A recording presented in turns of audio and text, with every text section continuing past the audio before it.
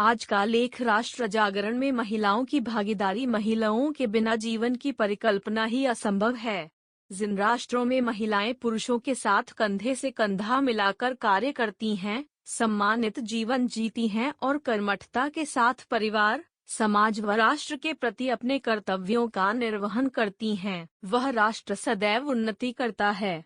ऐसा राष्ट्र न तो कभी पराधीन हो सकता और न कभी पिछड़ सकता है। इजराइल और जापान जैसे छोटे राष्ट्र इसके ज्वलंत उदाहरण हैं।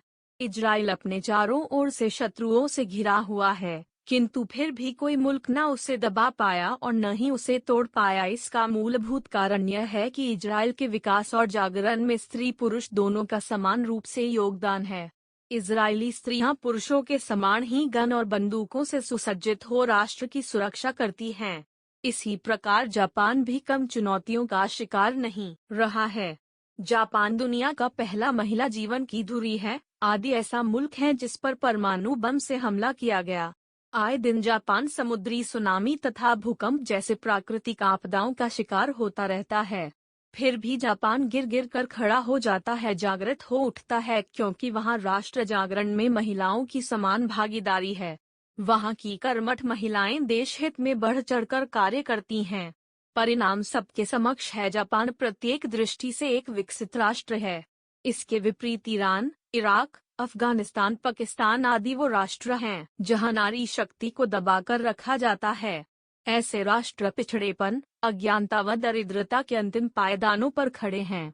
अतः स्पष्ट है कि राष्ट्र जागरण में महिलाओं की महती भूमिका है। वहीं भारतवर्ष एक संपन्न परंपरा और सांस्कृतिक मूल्यों से समृद्ध देश है, जहां महिलाओं का समाज व राष्ट्र में प्रमुख स्थान रहा है।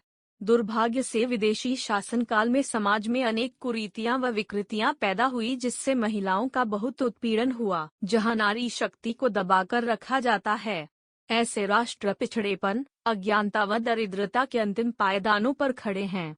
अतः स्पष्ट है कि राष्ट्र जागरण में महिलाओं की महती भूमिका है। वहीं भारतवर्ष एक संपन्न परंपरा और सांस्कृतिक मूल्यों से समृद्ध देश है, जहां महिलाओं का समाज व राष्ट्र में प्रमुख स्थान रहा है। दुर्भाग्य से विदेशी शासनकाल में समाज में अनेक कुरीतियां व विकृतियां पैदा हुई, जिससे महिलाओं का बहुत उत्पीड़न हुआ। काल से ही भारत के राष्ट्रीय जागरण में महिलाएं प्रेरणा का स्रोत रही हैं। प्राचीन भारत में सीता, सावित्री, अरुंधति, लोपामुद्रा, अपाला और अपने अनुसुईया जैसी महान स्त्रियों ने ज्ञान के माध्यम से मानव जीवन को एक सकारात्मक मार्ग दिखाया। बाद के समय में झांसी की रानी लक्ष्मीबाई से लेकर भारत की पहली महिला शिक्षिका सावित्रीबाई फुले तक सभी ने राष्ट्र जागरण में महती भूमिका निभाई है। मिताली राज, पीवी सिंधु, मैरी कॉम, अवनी लेखरा जैसी महिलाओं खिलाड़ियों ने न केवल राष्ट्रीय मान को बढ़ाया है, बल्कि संदेश भी दिया है कि तमाम अवरोधों के बावजूद भी महिलाएं कठिन से कठिन कार्य करने का साहस रखती हैं।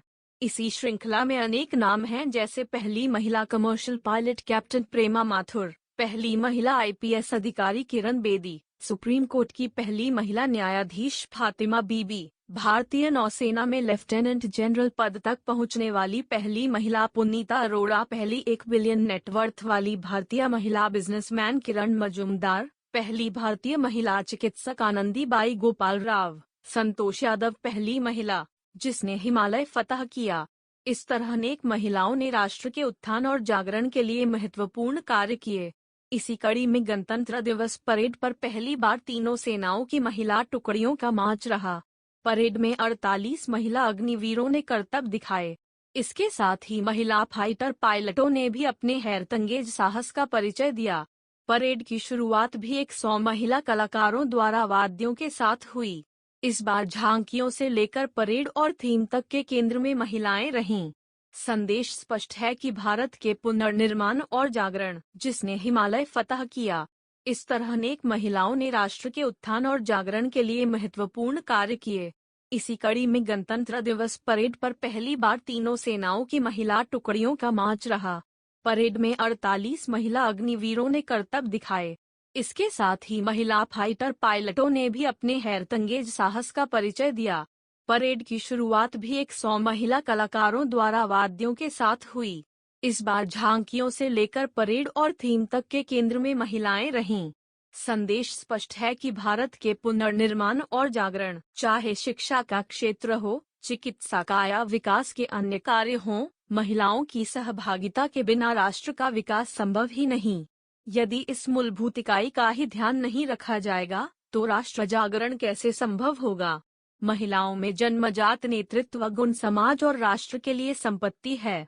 यही कारण है कि जब हम एक पुरुष को शिक्षित करते हैं, तो केवल एक व्यक्ति शिक्षित होता है, किंतु यदि हम एक महिला को शिक्षित करते हैं, तो समूची पीढ़ी को शिक्षित करते हैं। भारत में राष्ट्र जागरण में महिलाओं की भागीदारी बढ़े, इसके लिए प्रधानमंत्री नरेंद्र मोदी महिला उद्यमिता को बढ़ावा देने के लिए कई योजनाओं को शुरू किया है, जैसे स्टैंड अप इंडिया, स्टार्टअप, महिला उद्यमिता मंच पोर्टल, बेटी बचाओ बेटी पढ़ाओ आदि। 2030 तक राष्ट्र को मानवता का समान स्थान बनाने के लिए भारत सतत विकास लक्ष्यों की ओर तेजी से बढ़ चला है।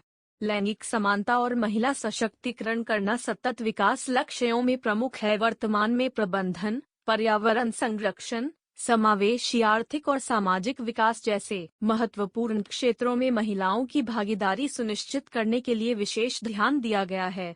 महिलाओं की आधी आबादी है और इस आधी आबादी का राष्ट्र की उन्नति व जागरण में योगदान को नकारा नहीं जा सकता है।